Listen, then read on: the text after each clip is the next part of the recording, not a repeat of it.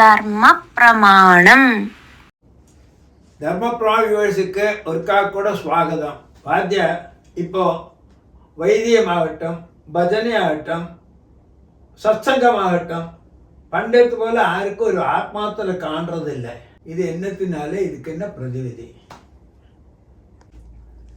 ഇപ്പോൾ ഭാഗവത സപ്താഹങ്ങൾ നടക്കുന്നത്, ഭജന നടക്കുന്നത്, വൈദികങ്ങൾ നിറയെ ഇടങ്ങളിൽ നടക്കുന്നത്. നിറയെ ഇടങ്ങളിൽ കമേഴ്സിലാ കെട്ടിക്കഴിഞ്ഞാൽ എന്നെ ദൈവിക രൂപത്തില് നമുക്ക് ഭഗവാനെയും പ്രാർത്ഥന பண்ணണം. ആന അവളോട് നിത്യ ചെലവുകൾ, അതായത് നിത്യജീവിതം നടന്നു പോകണം. ഇപ്പോൾ ഭാഗവതം വായിക്കപ്പെട്ടവ അന്ത ഒരു പ്രൊസീജിയർ അതിൽ മാത്രമേ ഇൻവോൾവ്മെന്റ് ആയിരിക്കാം. വേറൊരു ഇടത്തേക്ക് പോറതില്ലേ. ഇപ്പോൾ ഭജന വണ്ണപ്പെട്ടവ അവളെല്ലാം ചൊല്ലിക്കഴിഞ്ഞാൽ വേണമെന്നാ നമുക്ക് വേറൊരു അഡീഷണൽ ഒരു വേലയും പണ്ട സ്ഥിരമാ ഭജന മാത്രം വണ്ണപ്പെട്ടവാളും ഇരിക്കാം.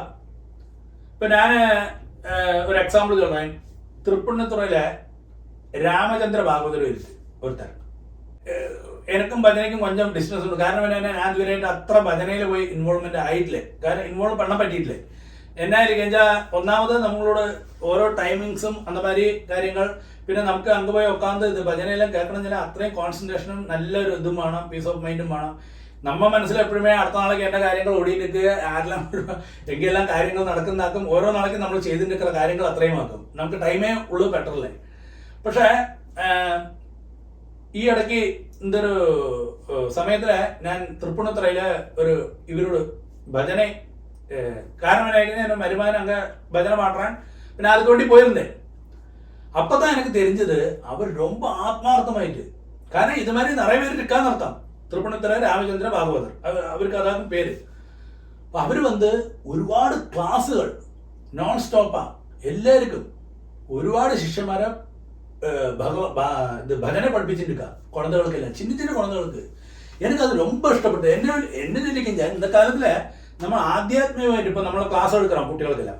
അപ്പൊ അന്ന് കുട്ടികൾ ജെൻസിന്റെ എടുക്കണം, ഇത് ലേഡീസ് കിടക്കാം. അവർ ക്ലാസ് ചിന്ന ചിന്ന കുഴന്തകൾക്ക് എടുക്കണം. ഇത് ரொம்ப അപ്രീഷിയേറ്റ് പണ്ട കാര്യമാക്കി. ഞാൻ അവരെ അപ്രീഷിയേറ്റ് പണ്ടേ ഞങ്ങൾക്ക് പോയിട്ട് ഞാൻ നെട്ടിപ്പോയിട്ട്. കാരണം എന്നാ വെച്ചാൽ അവർ அந்த குழந்தைகளுக்கு சின்னத்திலேயே அந்த ஆத்தியாத்மிகமான കാര്യങ്ങൾ ചൊല്ലി அப்படி அது மாதிரி பிள்ளையானாலும் பொண்ணானாலும் அப்படியே വളർത്തിന്ന് പറഞ്ഞത് അവ കൾച്ചർ അത് കഴിഞ്ഞാൽ അതിലേന്ത് അവരോട് ശിഷ്യസ് സ്വീകരിച്ചിട്ട് എത്രയോ പേര് നല്ല പോസ്റ്റുകളിലും നീക്കിയിരിക്കുക. ഞാൻ ഒരു എക്സാമ്പിൾ തന്നെ ഞാൻ പറഞ്ഞാൽ അവരെ മാതിരി നിറയെ പേരിരിക്കാന്ന് അർത്ഥം. അപ്പൊ അത് എനിക്ക് ரொம்ப പിടിച്ചു. കാരണം അന്ത മാതിരി നമ്മൾ എന്നൊരു ആത്മാർത്ഥമായിട്ട് പണ്ണപ്പെട്ടവ നിറയെ പേരിരിക്കുക. നിറയെ പേര് ജീവിതമേ ഒരു ലൈഫേ അത് മാത്രം തൂങ്ങിനാൽ തൂക്കവുമില്ലേ, എന്നൊരു ഫുഡുമില്ലേ, ഒന്നുമില്ലേ, അതുക്ക് വേണ്ടിയേ ജീവിതം സമർപ്പിച്ചു ഇരിക്കാന്നർത്ഥം. ചുരുക്കത്തില് ഒരു എക്സാമ്പിൾ. അപ്പൊ ഇപ്പടിയെല്ലാം നിറയെ പേരിരിക്ക ഭൂമിയില. അതുകൊണ്ടാക്കും പുതിയ പുതിയ തലമുറകൾ, പുതിയ ന്യൂ ജനറേഷൻ പറവാനുള്ള ഓരോ കാര്യങ്ങളും അവ മനസ്സിലാക്കി ചൊല്ലിക്കൊടുക്കുന്ന സമയത്തിൽ മനസ്സിലാക്കി അത് ആധ്യാത്മികമായിട്ട് പുറത്തേക്കും അവളുടെ ഉയർന്ന സ്ഥാനങ്ങളിൽ ഇരിക്കാന്നാക്കും ഞാൻ അവസരത്തില് ചൊല്ലത്തുള്ളത്. ഇതുതാൻ നമ്മളോട് ഒരു ആചാരമായിട്ട് പോണം എന്നർത്ഥം. അല്ലെങ്കിൽ എല്ലാമേ ഒരു കമേഴ്സ്യലായിട്ട് പോപ്പാങ്കിലേ എന്നർത്ഥം. അപ്പൊ അതൊക്കെ എന്താ ഒരു എക്സാമ്പിൾ തന്നെ അതൊരു പെരിയൊരു കാര്യമാക്കി അവർ ചേർന്ന്. എന്നാലും എന്താമാതിരി ആചാരങ്ങൾ പണ്ടവാൾക്ക് എന്തെങ്കിലും ഭഗവാൻ അനുഗ്രഹം പണ്ണുവാൻ മാത്രമല്ല അവർക്കെല്ലാം എന്തെങ്കിലും ആരോഗ്യം കൊടുക്കട്ടെന്ന് അങ്ങനെ ഭഗവാന്റെ എന്തെങ്കിലും പ്രാർത്ഥന പണ്ടാൻ അന്തമാതിരി ആൾക്കാർക്ക്.